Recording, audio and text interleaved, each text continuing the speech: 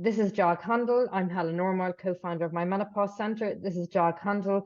Jog has over 30 years of experience in providing employment advice to health and care employers on a wide range of employment matters, including complex discrimination and whistleblowing cases.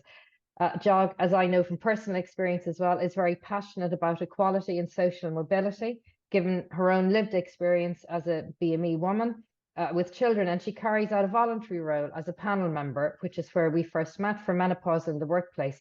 And she's involved in the accreditation of employers who've met menopause-friendly employee standards. So it's a real honour to have you here this evening, Jog, and I've learned so much from our prep conversations, and I'm sure our audience will as well.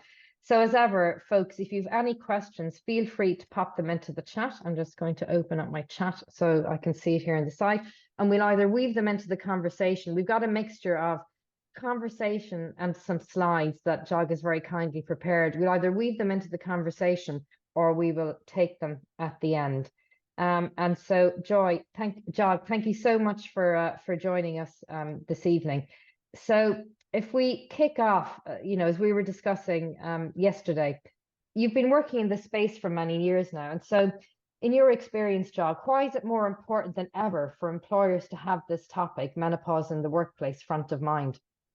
Great. Well, thank you firstly for that very warm introduction, and I'm delighted to be here. In terms of menopause awareness, it is growing daily, and employers have an obligation to look at diversity and inclusion and to create workplaces which are attractive to new employees, as well as retaining existing employees. And we all know that the number of females within the workforce is growing, particularly the number holding highly skilled roles. So an employer who fails to actually espouse menopause awareness is going to suffer from a skills shortage and won't be the employer of choice. And also, many of us sit in judgment, really, watching to see how our colleagues are treated in the workplace in terms of our own engagement and our own productivity. So happy workplaces lead to happy people and increased productivity and increased profits. So it's a no-brainer from my perspective. And Jog, as a lawyer, it's really great to hear you speak about the broader opportunities and benefits of creating an age-inclusive and a menopause-friendly workplace, because the legal requirements are almost the minimum, aren't they, that we should be doing? But there are, as you said, there's a bottom line benefit to businesses, and there's a huge reputational benefit for colleagues and for customers as well. And I know you're going to talk to us about some of the tribunals and some of the cases that have been heard. And so we'll really see that brought to life in terms of the impact on colleagues and on customers, and the reputational damage that can happen.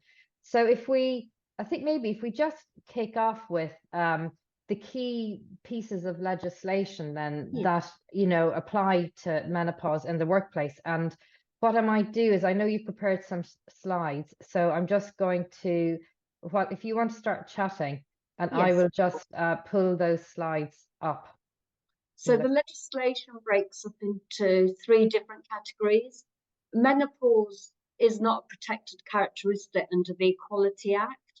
So we rely on 4 protected characteristics when looking at employment rights that employees, workers, and candidates for job applications can utilise.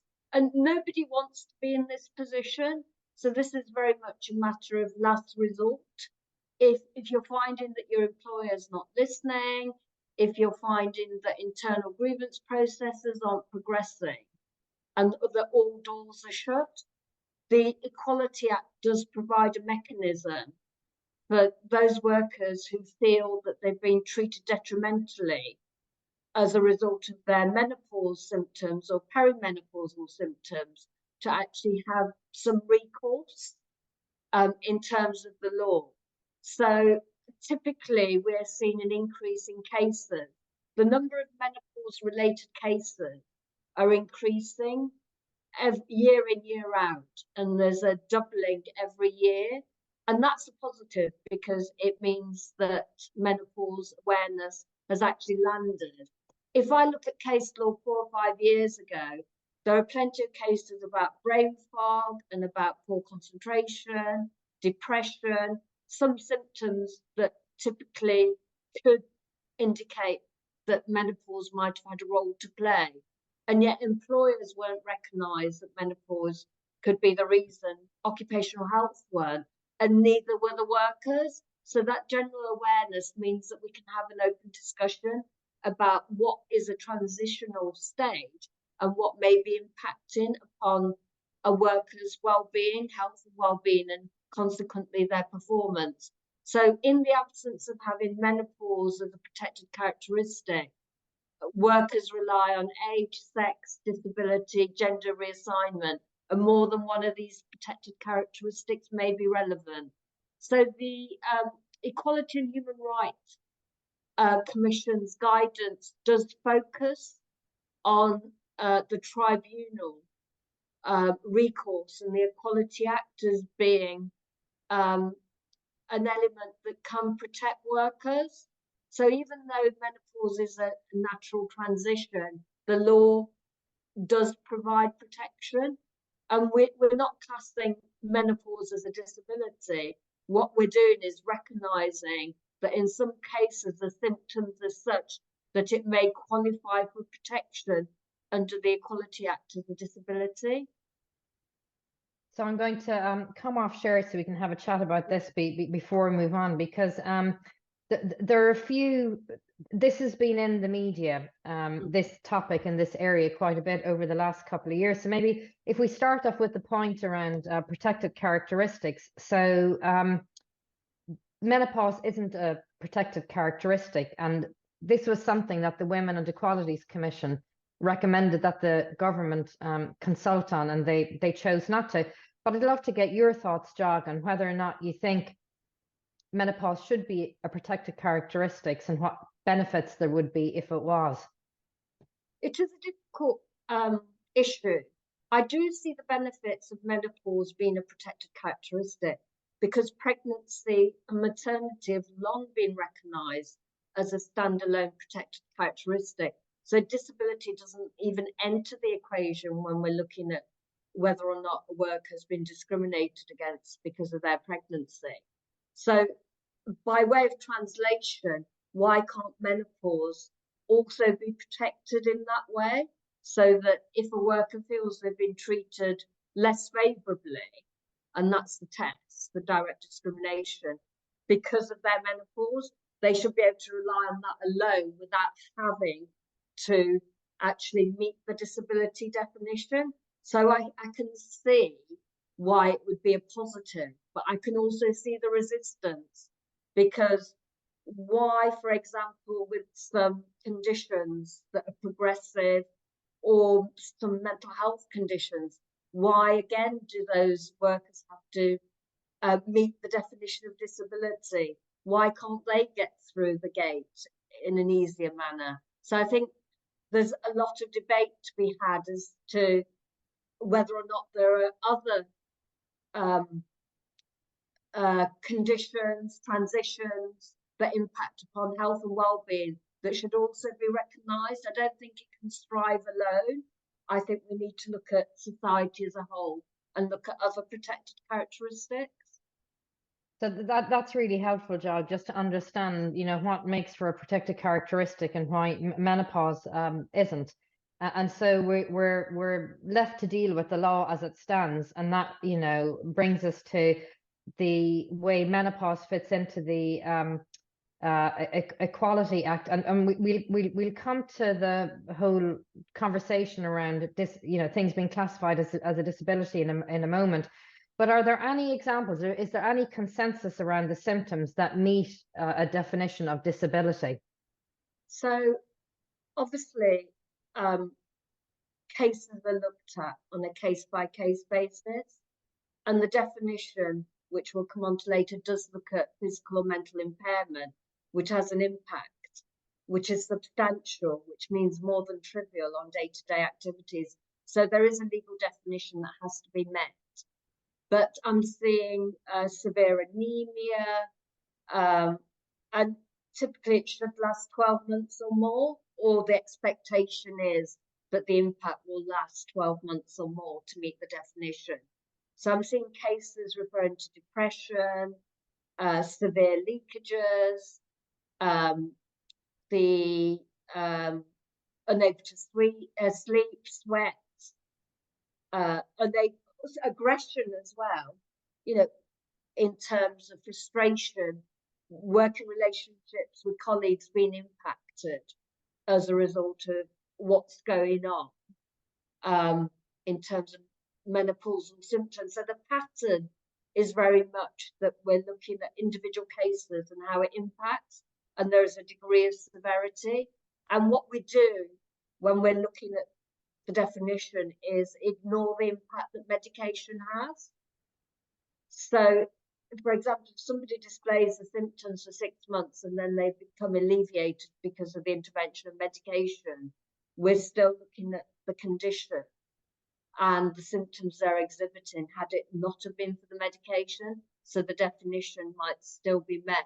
So a case involving Maria Rooney, a social worker who was employed at Leicester City Council, that looked at her symptoms, and the tribunal didn't find her disabled, but she then took it to appeal, the Employment Appeal Tribunal, and they did find her as being disabled, and she was very forgetful. She wouldn't know if she'd left the iron on. She couldn't leave the house for 2 or 3 days at a time because of severe leakage. She wasn't sleeping. She was suffering with depression. So a whole manner and catalogue of symptoms, which upon first blush, I would say it's pretty obvious that she would meet the definition. But then I suppose the judges are getting to grips as well with menopause cases being put in front of them, whereas they previously haven't. So that greater awareness is something that I think is delivering positive benefits. Yeah, and it calls out something I know we'll come to later on as well, which is the importance of within organizations, line managers and women themselves being aware of, menopause symptoms, and then, looking at what support you can put in place and how you make the appropriate workplace adjustments for women too. Now, you've mentioned some other very interesting in our prep calls. You mentioned some other very interesting tribunal cases as well that I thought would be worth discussing for people to get on the call to get the learnings from. So one was around McCabe versus Salazar and age discrimination. Yes, so Salazar is a high-tech company, a very small company. And Mrs. McCabe was actually one of the founding directors. And she got on very well with the chief executive until she started experiencing hormonal changes. And he was making very adverse comments about her changes. And also 2 of the directors had asked a recruitment agency to find somebody younger to replace her. So they had a huge falling out. The tribunal held that the comments that the chief executive had made about the hormonal changes and the linkage to her age were discriminatory on the grounds of age, and also found harassment. So for them, a small tech company, their reputation and branding may be a deterrent to future customers, to their suppliers. So that fight in tribunal has cost them dearly, not only the legal costs, and also being put through their paces. I think they would have been pounded by her barrister. And so if they'd had some indication as to the implications of what they were saying and how they were acting, perhaps they would have had second thoughts. And that's a very small company. And there are larger companies with large HR teams, huge management structure that aren't getting the message through. I'd hate to be a manager who's not provided with the toolkit. I'd feel really exposed and let down by my employer if I'm put into a situation where, for example, I rely on anecdotal evidence of my understanding of menopause, maybe what my mother's gone through, or, or what I've seen Davina say on TV without proper understanding of the impact. So I'd be put into a situation where I wouldn't come out of it feeling well supported, and it could probably lead to a grievance and perhaps much more. And once relationships are broken, it's very, very difficult to put it right other than through a compensatory route.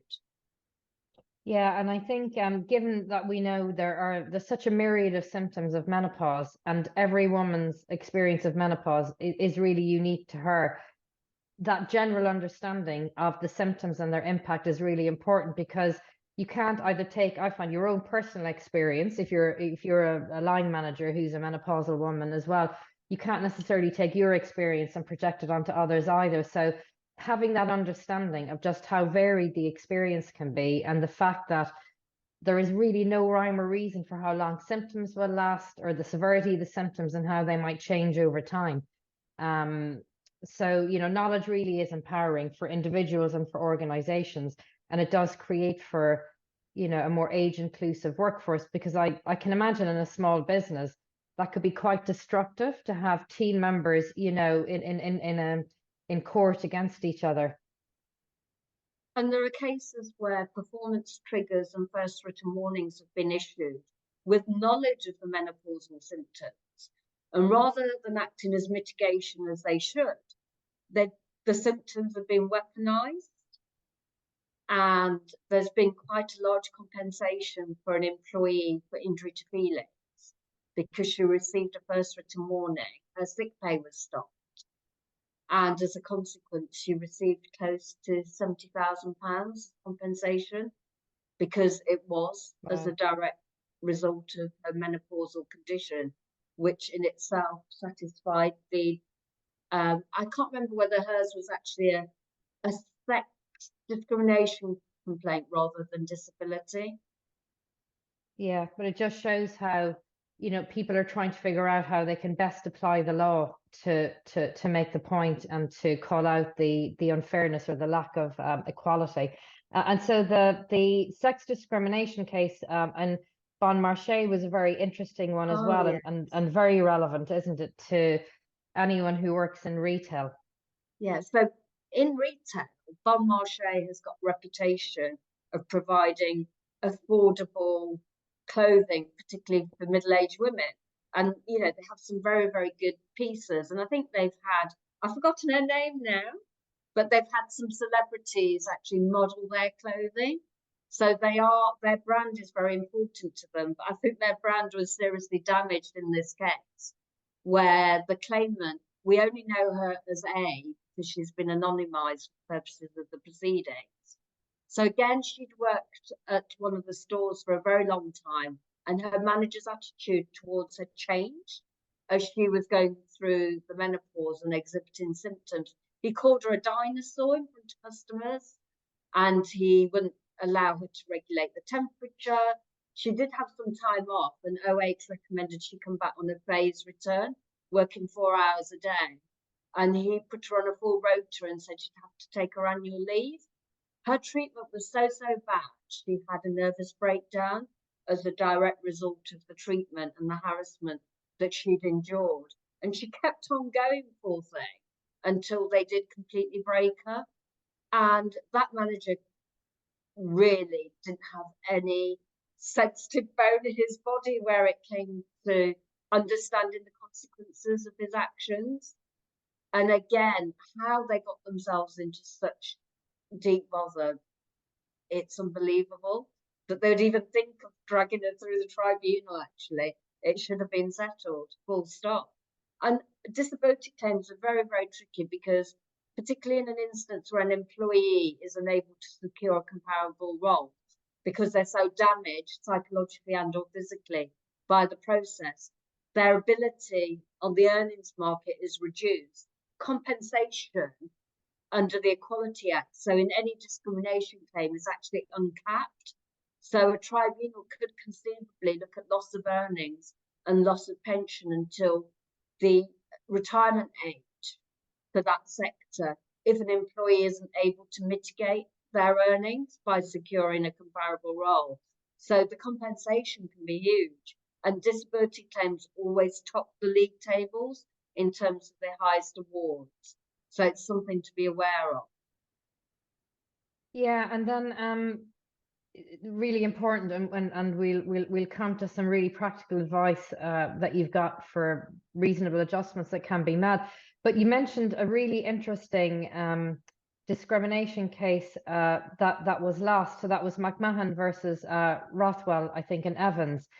So because I think it just shows the importance of, if you're somebody who's impacted, of talking to your employer about Yes. what's going on. So it's the other end of it, isn't? Because It is. at the end of the day, your boss can't read your mind either. So Mrs. McMahon made a fatal mistake. She didn't actually make her employer aware of her symptoms. So they had no knowledge whatsoever of her disability. Her timekeeping was really poor. She had extended breaks, continued absences. But she never ever said they were due to menopausal symptoms. So she actually downplayed her symptoms, which was a big mistake. And as a consequence, she lost her job. Her employment was terminated, and she fell at the first hurdle. So often there's a preliminary hearing to establish at a tribunal whether or not an employee or a worker is disabled. And she failed because they couldn't possibly have had any knowledge that she was disabled.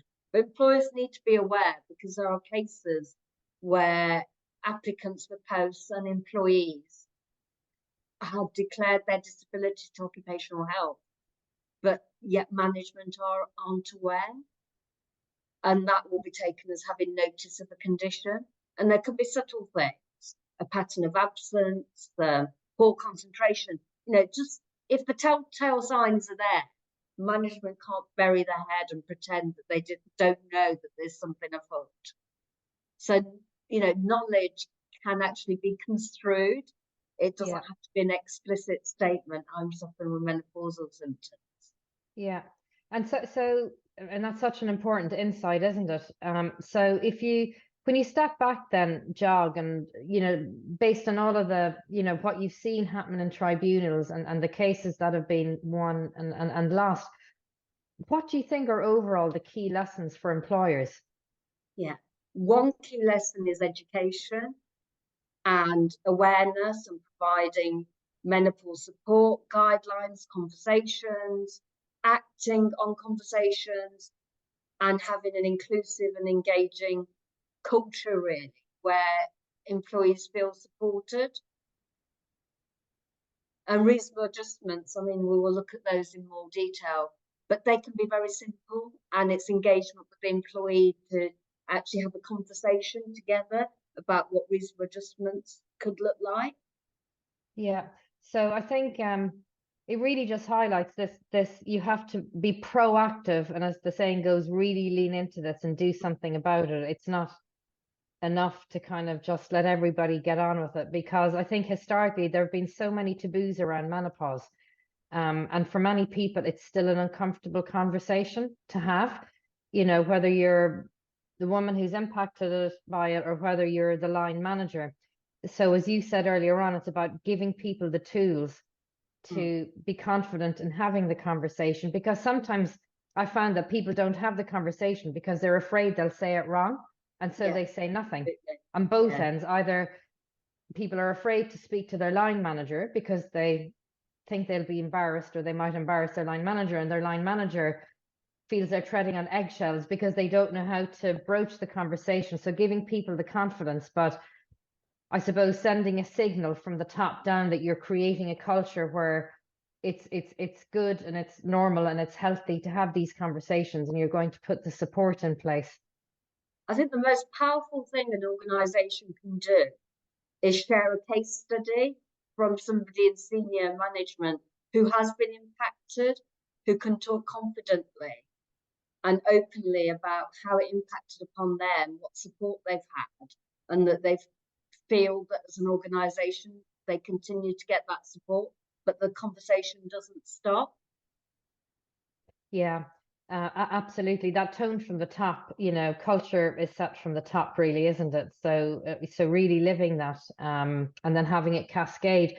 And I know in the work that we see through menopause in the workplace, bottom up, having menopause champions, so kind of having the grassroots, having the top down, so that the conversations are happening is really important. And in a couple of minutes, we'll come to your really invaluable advice and practical tips around reasonable adjustments that can be made for different kind of symptoms, because we often get questions on that. But very briefly, to the EHRC and their guidance for employers.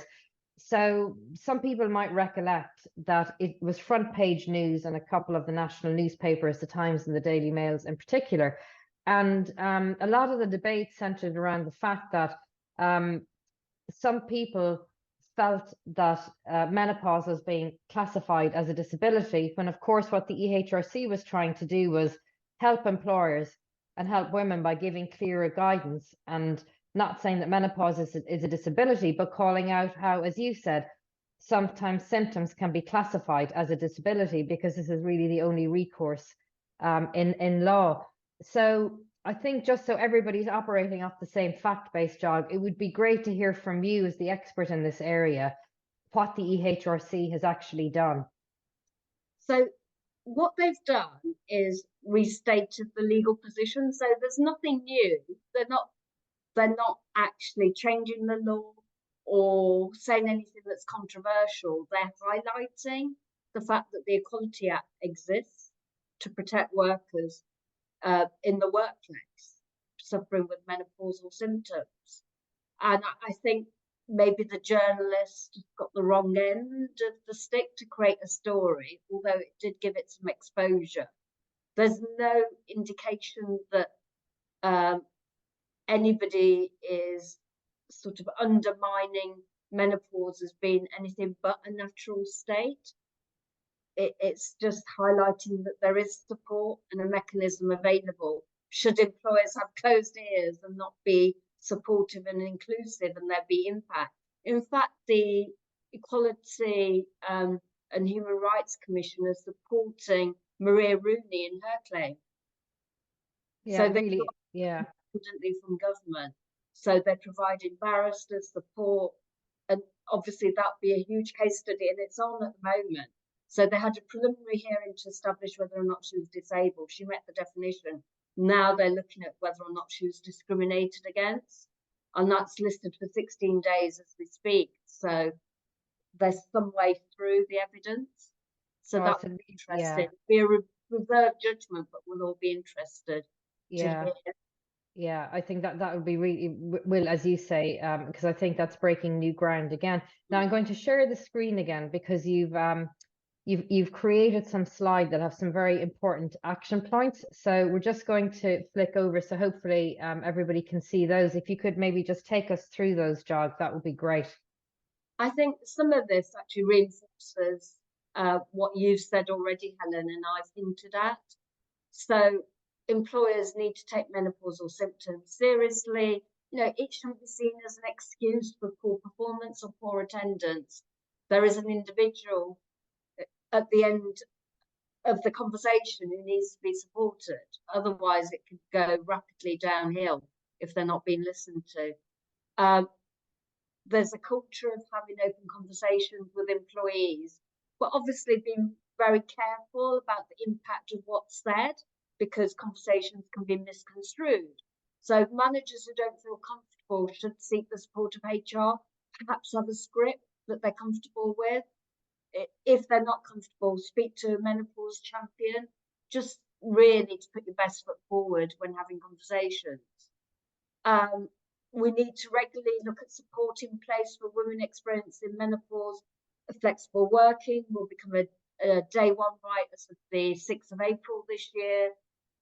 Looking at whether or not we're recording menopause as a separate reason for sickness absence, as well as physical sort of support in the workplace, whether it's a care kit, a black cardigan left in the toilets. There's so much that we can do to make the experience much more comfortable, and so that workers do feel that they count. Obviously, nobody can take any action on sickness absence or performance management without engaging OH. If they fail to do that, then they fall down on the first hurdle. And then education, I think, it probably should be the first bullet point, but education is king throughout all this. And consider, if not a menopause policy, consider menopause guidelines, which reflect and empower the organisation to make it very clear that it's a supportive and inclusive culture and that all employees count. So yes, some practical steps. And we've seen in our role, there's accrediting employers as being menopause friendly. These elements are always in place when we look at accreditation. Yeah, because it's a great framework for creating the right environment and the right culture, isn't it? So I'm just going to move on to the next one, because this performance management, and I've had a few anonymous questions, so I'll pop them over to you, Jog. But performance management can often be very tricky for people.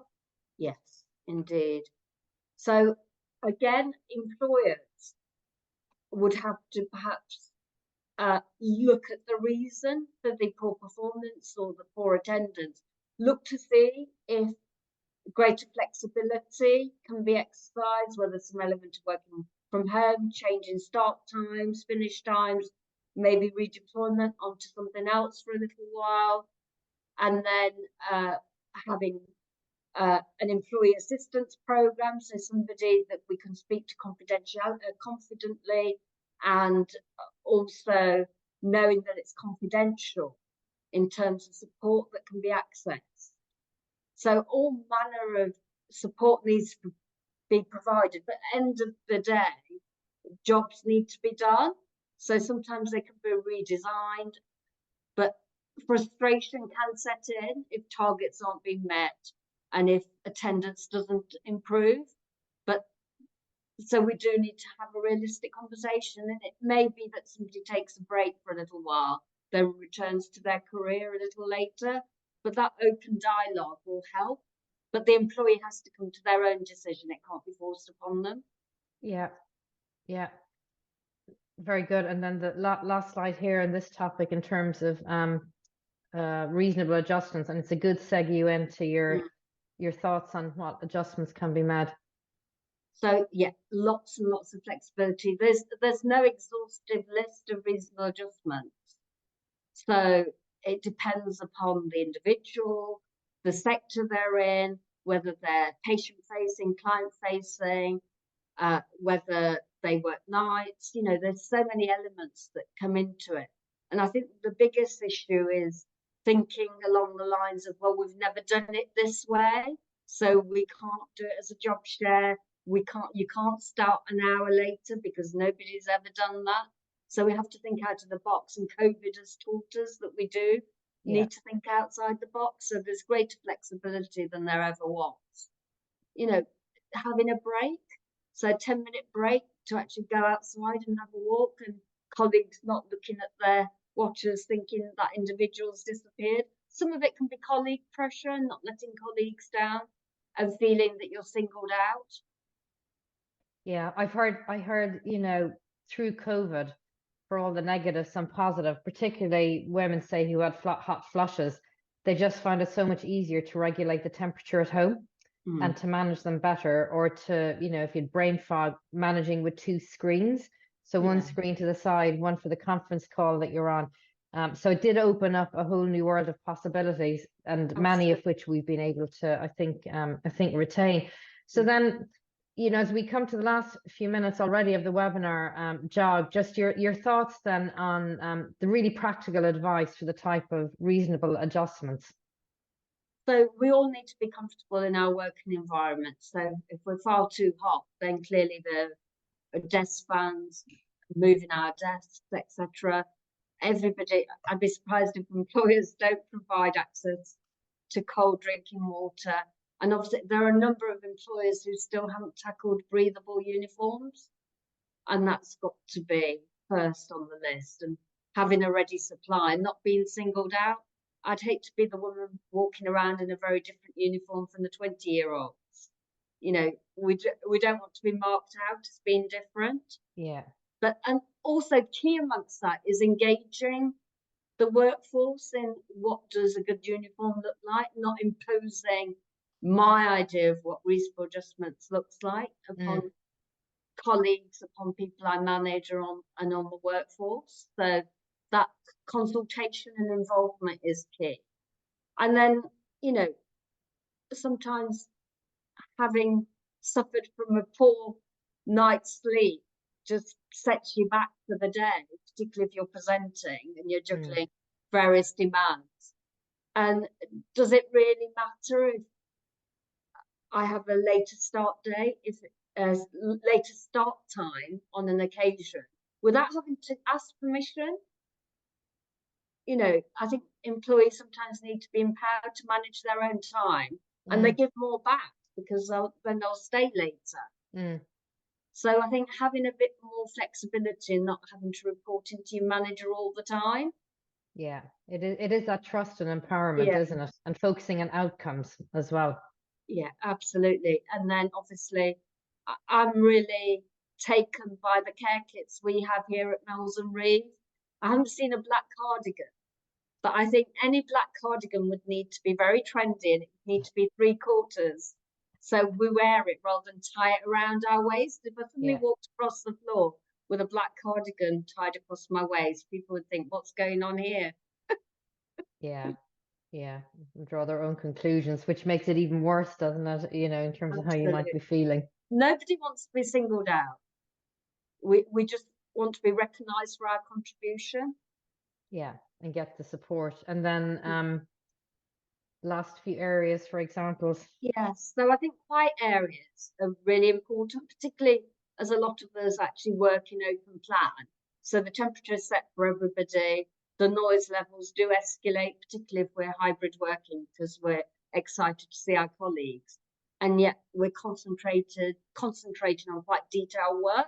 So having quiet rooms and the space to actually take yourself away from a noisy environment, that applies really not just when you're exhibiting menopausal symptoms, just on a day-to-day basis. So many of these adjustments are good anyway for a good working environment, let alone to support menopause. It supports menstruation as well. You know, there are many issues that are linked to irregular periods, heavy bleeding that aren't connected to the menopause. So we're looking at adjustments that support a better working environment for everybody, really. Adjusting working hours, I've looked at tasks can be allocated and changed. And then somebody to take you through what might help you. I'm forever making lists. So I think everybody ought to be making lists, but if you've never made a list in your life, you might need a bit of a nudge. Happy to give people a nudge, whether they're trainee solicitors or somebody looking at a lengthy career where they've always relied on their memory and now suddenly are kicking themselves because they can't. And then we all need a confidence boost. We all need to be reminded of the names that we're forgetting on a day-to-day basis. Doesn't mean we're rubbish at what we do. We just need a bit of understanding. Yeah, and sometimes it's the ability to make light of it. You know, that can just take the stress out of it as well. Yeah. So, yeah, these don't cost anything really. And there are adjustments for everybody, not just workers going through the menopause. Yeah, look, and they're really practical because they're often the questions that we get as well, you know, because it's not obvious. It's obvious when you see them, but until then, it's not necessarily always obvious. Now, I've had a couple of anonymous questions. We're into our last few minutes, and we've had a question here as well come into the chat. So, and some really great questions, and they get into the, you know, the practicalities of how hard this can feel for people. So we've had a great question here. Thank you for that question. Regarding how formally should you inform your manager about symptoms and how they're impacting you? If you have a conversation, should you follow up with an email? So what would your advice and guidance be on that, Jog?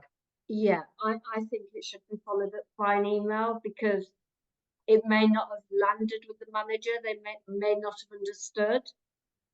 So documents are key in my world. And it doesn't mean it's aggressive or that it looks unusual. I can make light of anything that I record and make it as part of the day-to-day. But within the contents will be a clear record that you've raised your symptoms. So it's important. Otherwise, recollections vary and there's no record of it having been said. Yeah. And then I suppose also summarizing exactly as you said what you've agreed, and then maybe asking to schedule a follow-up meeting in a month or 2 months or 3 months, just to ensure that it's all working out and things are on track.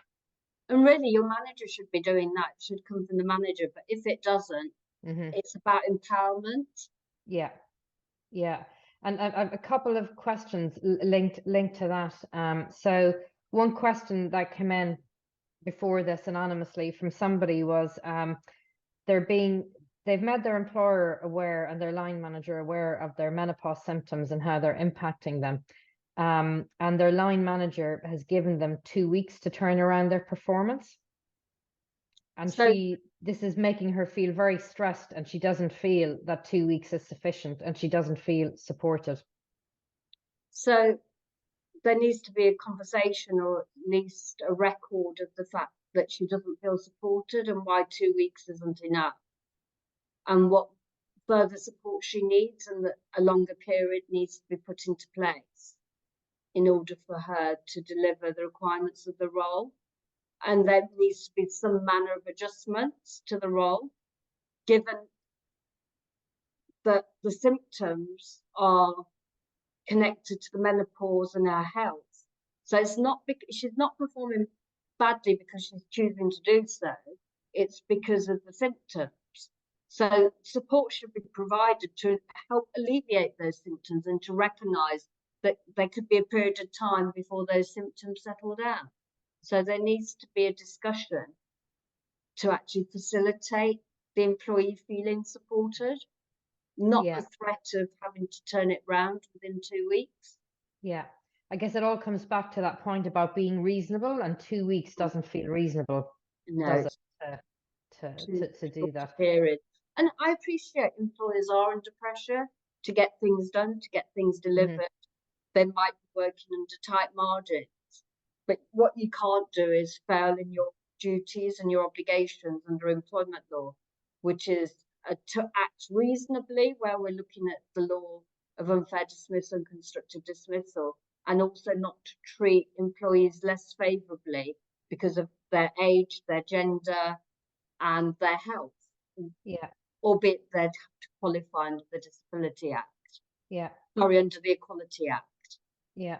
And then last very quick question, because I'm conscious we're out of time, but it's coming out from the other, and this came in from a man, so a male line manager, who, based on what he's learned about menopause, thinks that one of his team members is showing menopausal symptoms, and it's impacting her performance, but she's not saying anything, and he doesn't know if he should say something or not, but he's concerned that it's seems to be coming from a good place in this. He's concerned about it impacting her performance, but he's not quite clear on how to broach the topic with her. Yeah, that's a very, very interesting question, and a good question. So it's about having an open conversation and saying, you know, how are you feeling? Is your health okay? How are you coping?